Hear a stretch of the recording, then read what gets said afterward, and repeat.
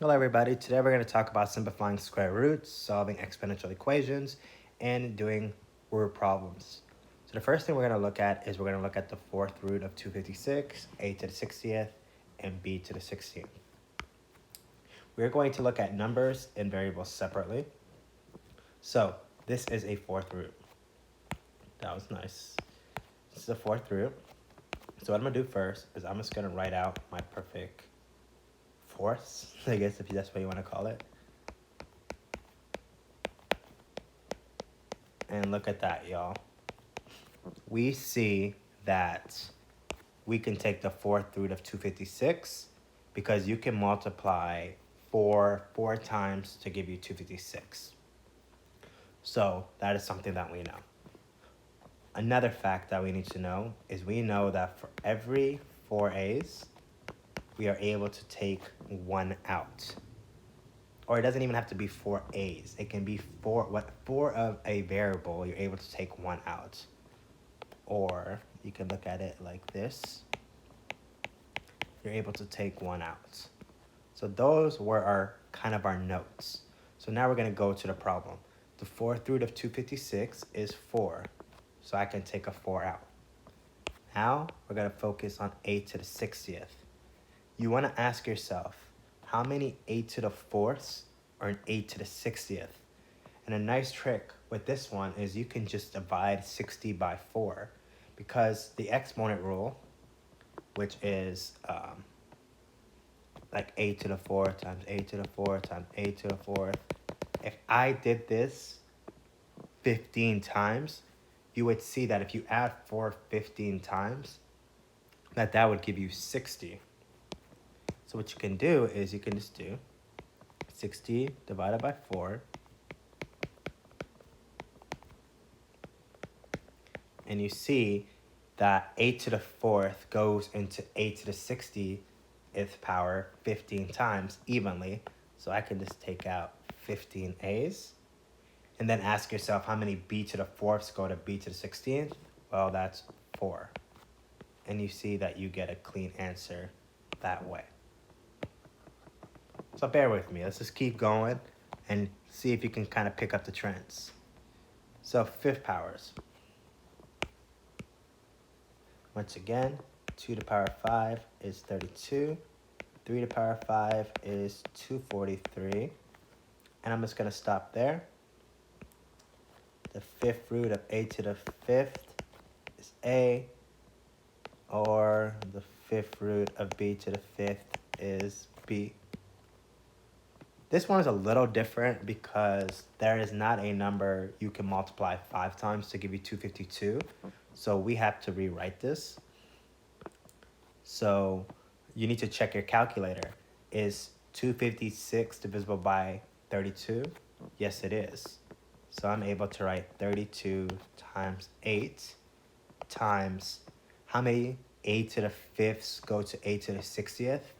Well, if you do 60 divided by 5, you're going to see that 12 of them go into it. I mean, I don't have to write it like this. I could have just took out a to the 12th, but I just want to show you this. And how many a to the 5ths go to a to the 60th? Well, that's going to be 16.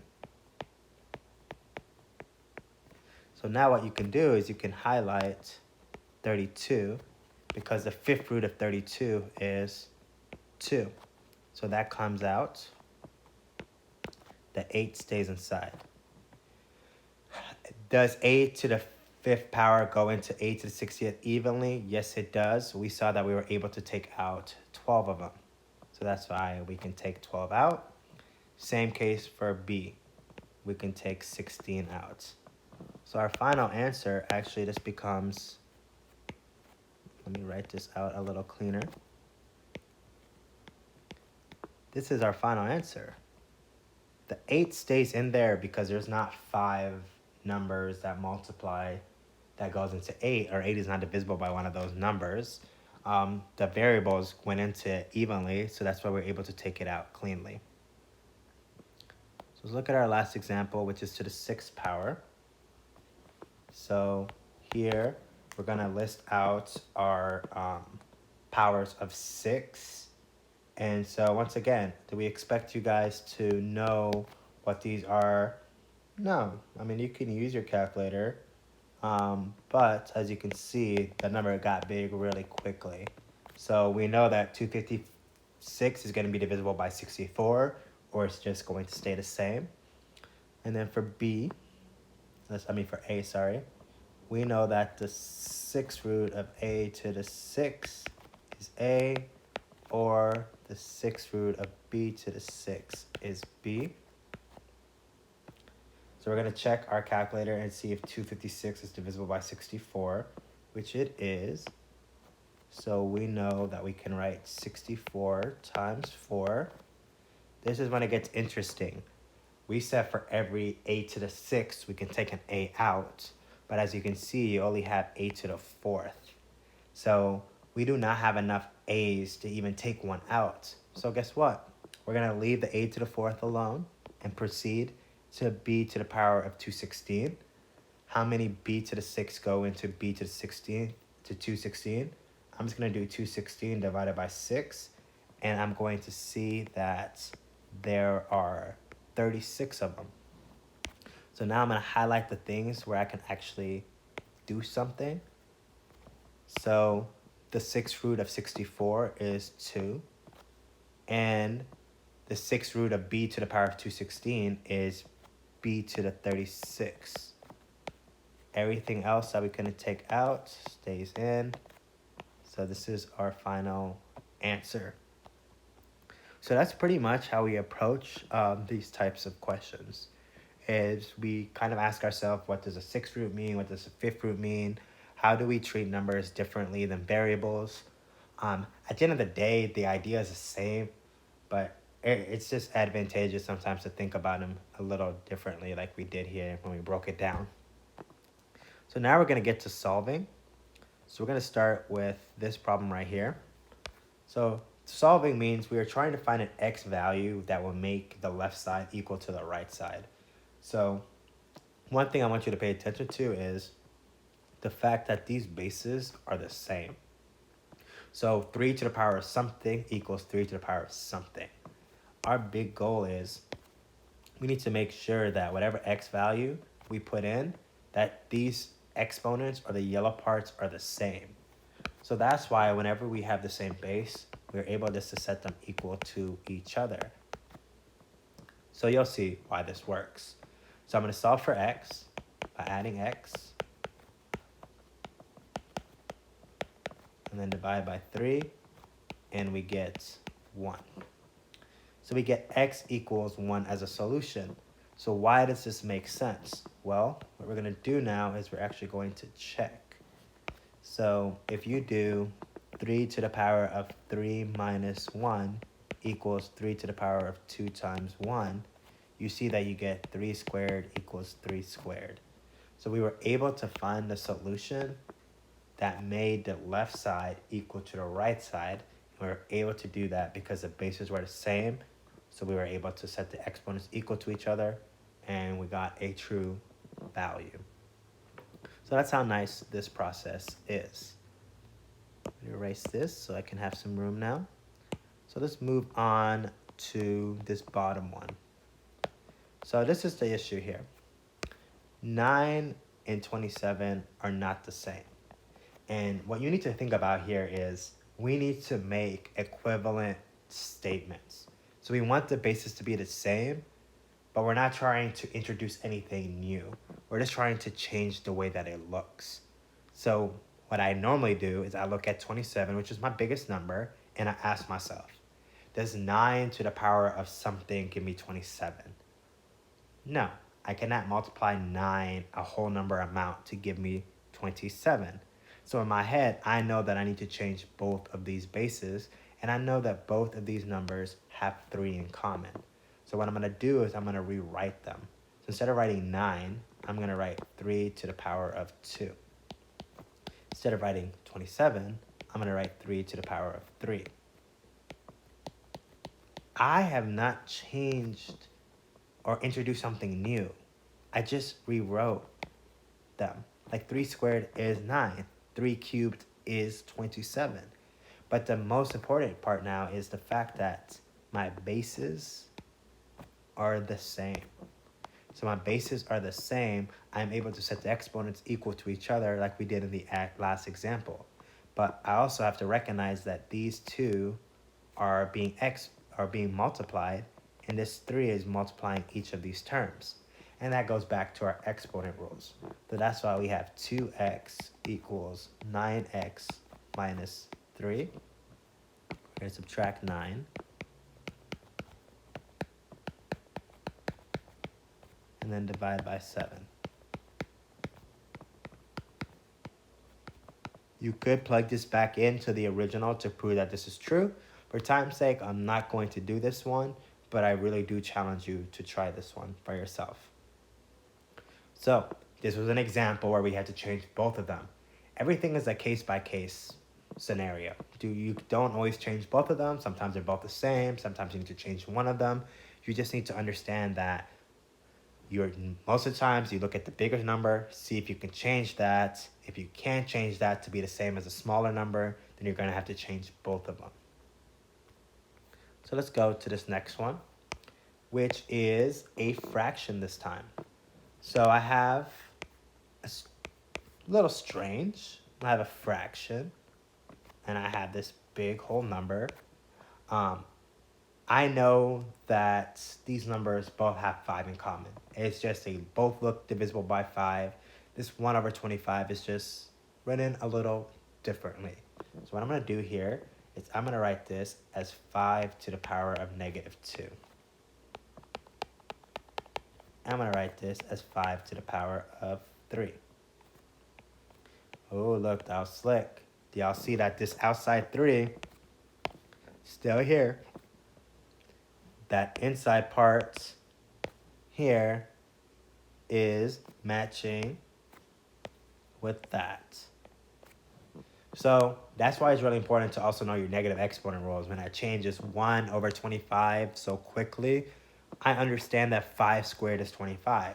And if I want to make 25 1 over 25, I need to put a negative exponent. So that's a trick here. Besides that, you're going to do the same thing. You're just going to multiply and set it equal to the exponent. You get negative 10x equals 7, and x equals negative 7 over 10. The math is the same after you make the bases the same. You distribute when you need to, and you isolate the variables when you have to. So remember your negative exponent rules, do the reciprocal, and that will give you your answer. If you struggle with negative exponent rules, just remember that 5 squared is 25, so you can ask yourself, how do I make 1 over 25 from 25? And you just have to remember the negative exponent rule. The last one of these I want to do is this one right here that looks a lot more complicated. So first thing I want to point out here is that we have a lot going on. We have a 1 base, 2 base, 3 bases. Also, I'm going to write these parentheses just to separate them. These two terms are being multiplied by each other. You have to remember that mathematicians are lazy. They're just not going to write a multiplication sign sometimes in between. They just kind of stick them together. So 216, I just know that I multiply 6 3 times to get 216. That might not be something that you know right away, but there's so many clues here that just make it seem like 6 is a number, so you just check it out. You know that 6 times 6 is 36. Then just try 36 times 6 and see if that works. So I'm going to write 6 cubed 3x times 6 to the negative 1, 5x equals 6 squared, 7 minus x. This part really messes with people because here it just seems like a trick question. Like, how do I get 6? Well, 6 to the power of 1 is 6. So how do I make a 6 of 1 6? You just raise it to the negative 1 power and it kind of flips it. So that could be a little harder to deal with. Here, before I start just setting my exponents equal to each other, I have to be observant and realize that we're multiplying on the left side. And I know the rules for exponents. Whenever you have the same base and you're multiplying, you have to add the exponents. So here, what I'm going to do first is I'm just going to simplify. I'm I'm going to do 3 times 3x, which is 9x. Negative 1 times 5x, which is negative 5x. Distribute 6 to the power of 14 minus 2x. I know how badly you just want to drop the exponents and call it a day. But once again, we can't do that because of this multiplication. So I'm going to write my base once, and I'm going to add the exponents.